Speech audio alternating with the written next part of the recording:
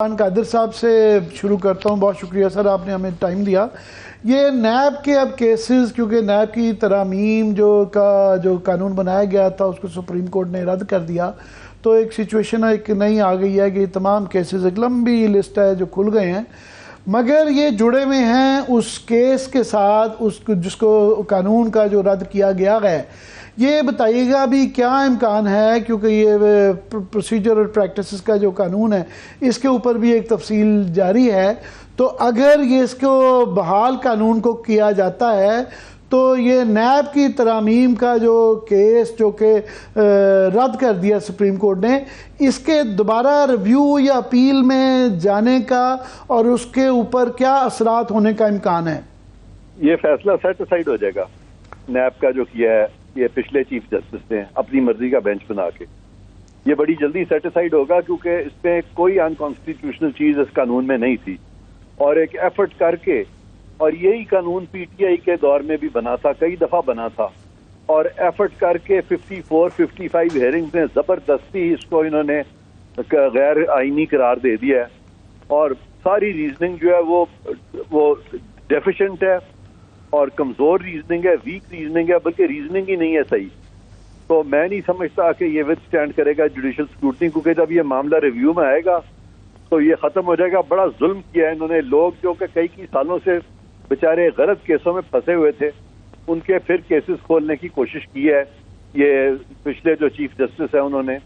تو اس سے بارکیف یہ سیٹ اسائڈ ہو جائے گا. جی عرفان قادر صاحب، جو سارے پاکستان نے ٹیلی ویژن کے اوپر یہ پریکٹس اینڈ پروسیجرز والا جو قانون ہے اس کے اوپر بحث دیکھی، ایک تو اس کے اندر ایشو یہ ہے کہ یہ آیا پارلیمان کا اختیار ہے قانون بنانا یا نہیں بنانا.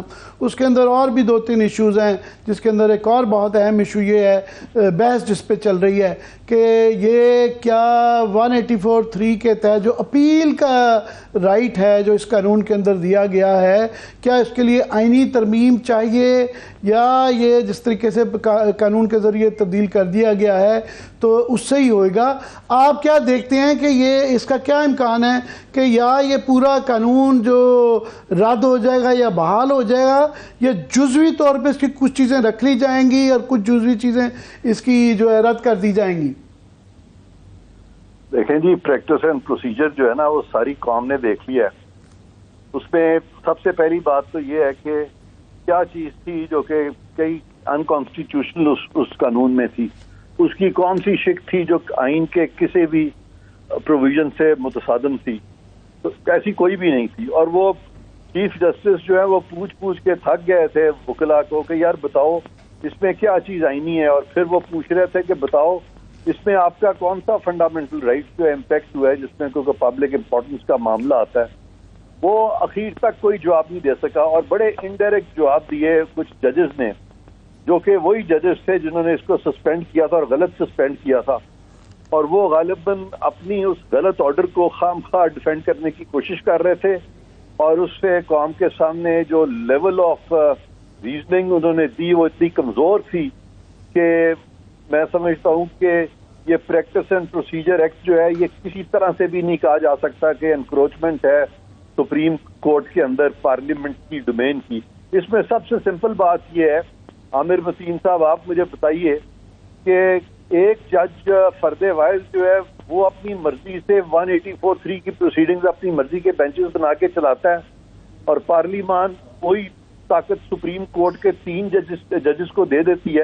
اس میں انکروچمنٹ کیا ہے؟ اس میں قطعاً کوئی انکروچمنٹ نہیں ہے، اور خام خواہ اس کو کہا گیا انکروچمنٹ ہے. تو یہ بھی میرا خیال ہے کہ یہ قانون جو ہے یہ اسی طرح بحال رہے گا، اور یہ قانون ختم نہیں ہوگا، اور یہ اچھا قانون ہے، اور پارلیمان کی عزت کرنی چاہیے، کیونکہ ان دی ہائرارکی آف لاز جہاں پہ لکھا ہوا ہے نا کہ سبجیکٹ ٹو کانسٹیٹیوشن اینڈ لا، اور جو سپریم کورٹ کے رولز ہیں وہ تابع کیے گئے ہیں لا اور کانسٹیٹیوشن کے، اور لا کی ہائرارکی میں سب سے اوپر جو ہے وہ پارلیمان کا قانون آتا ہے. عرفان قادری صاحب، آپ تو بہت سینئر وکیل ہیں، تو ہم غریب صحافی ہیں، تو آپ تو ہمیشہ دلیرانہ آپ نے عدالت کے اندر بھی بات کی ہے، ٹی وی پہ بھی کی ہے، تو بہرحال وہ ہم یہ ججز حضرات کے متعلق بات کرتے ہوئے زیادہ محتاط ہوتے ہیں. دیکھیں، میں محتاط کی بات نہیں، اب منصور علی شاہ ہیں، انہوں نے بہت کام کیا ہوا ہے جج بننے سے پہلے. بندیال صاحب نے اتنا کام نہیں کیا تھا، تو وہ نظر آ جاتا ہے نا. پھر اسی طرح سے اطہر من اللہ صاحب جو ان کی کلیئرٹی دیکھے، فائز عیسیٰ صاحب اب کام کر کے ان کی بھی وہ کلیئرٹی ہمیں نظر آتی ہے. باقی ججز جو ہیں وہ بہت سارے جو ہیں وہ بڑی کلیئر بات کر رہے ہیں، کچھ جو ہے ان کو بھی کانسیپٹس نہیں کلیئر. تو اس کا مطلب یہ نہیں ہے کہ میں کسی کی بد تعریفی کر رہا ہوں، بلکہ میں چاہتا ہوں کہ جہاں کلیئرٹی نہیں ہے ان کو بھی کلیئرٹی آئے. اور یہ بڑا موقع ہوتا ہے جب آپ سپریم کورٹ میں جاتے ہیں، ہائی کورٹ میں جاتے ہیں، سیکھنے کا. اس کا فائدہ اٹھانا چاہیے، اور ہر وقت انسان جو ہے وہ سیکھتا ہے، اور اپنے آپ کو بڑا ایگو کا مسئلہ نہیں بنانا چاہیے. وہ جو پچھلے چیف جسٹس ہیں بیچارے، وہ اچھے آدمی ہیں، لیکن وہ ایگو کا مسئلہ بنا کے خام خواہ اپنے آپ کو کنٹروورشل کر کے چلے گئے. سب سے پہلی بات تو یہ ہے کہ آپ نے بات کی آپٹکس کی.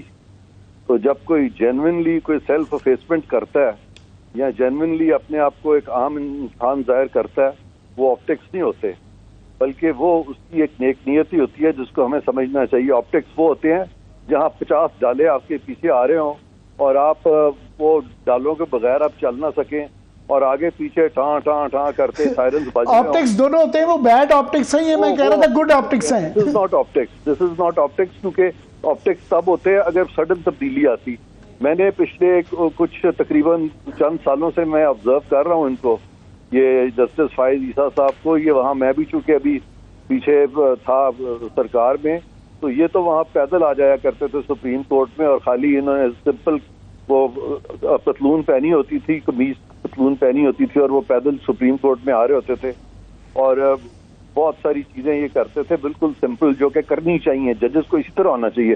پرانے ججز میں جانتا ہوں ایسے ہی ہوا کرتے تھے، ہمارے ساتھ بیٹھ کے ایبٹ روڈ پہ مرغ چھولے بھی کھاتے تھے تو کسی کو پتہ نہیں ہوتا تھا کہ آگے یہاں بیٹھے ہوئے ہیں. تو یہ طریقہ ہوتا تھا، بیکاز ججز جو ہے نا وہ اپنے آپ کو کبھی بھی جج بن ہی نہیں سکتا جب تک کہ وہ سیلف افیسمنٹ میں جینوئنلی نہ بلیو کرے. تو یہ پہلی چیز ہے جج کے لیے، اس کی عاجزی، انکساری، اور جینوئنلی سمجھے کہ میں ڈیپ ڈاؤن ایک بڑا معمولی آدمی ہوں، تو وہی جج بننے کے قابل ہوتا ہے. تو یہ اچھی چیز ہے. انہوں نے جو بہت ساری سادگی جو انہوں نے دیکھنے کو ملی ہے، میں سمجھتا ہوں یہ بہت اچھا ہے. اب آپ کی دوسری بات آ رہی ہے کہ جی وہ کیا کر سکتے ہیں. یہ تو ٹھیک ہے، انہوں نے ذاتی طور پہ تو ان کی کوشش بہت اچھی ہے، لیکن کیا سپریم کورٹ جو ہے اس میں تبدیلی آئے گی، بیک لاگ کم ہوگا؟ اس میں کیا کریں گے؟ اس پہ بڑا محنت ٹاسک ہے جو کرنا ہے. پھر جو جوڈیشل کمیشن آف پاکستان ہے، ان کو یہ ساری اپوائنٹمنٹ. مجھے قادری صاحب بہت شکریہ آپ کا ہمیں جوائن کرنے کا. آپ کو تنگ کرتے رہیں گے. میں کوئکلی چاہوں گا شاہ خاور صاحب کے کلوزنگ کامنٹس دینا کہ شاہ صاحب یہ مدر آف آل کیسز تو 90 دن کا الیکشن ہے. وہ جسٹس بندیال صاحب فیصلہ دے گئے مگر وہ امپلیمنٹ نہیں کروا پائے. تو یہ جب یہ جو اصولوں کی بنیاد پہ وہ رکا ہوا تھا بینچز کے حوالے سے فل کورٹ نہ ہونے کے، تو کیا جو صدر صاحب بھی اب لکھ چکے ہیں الیکشن کمیشن کو کہ پھر عدالت سے پوچھ لیا جائے، تو کیا اس فیصلے کی امپلیمنٹیشن کا نئی supreme court under the guidance of justice فائز عیسیٰ یہ فیصلہ ہو پائے گا؟ کہ سب سے بڑا مسئلہ تو اس وقت 90 دن کے الیکشن کا ہے.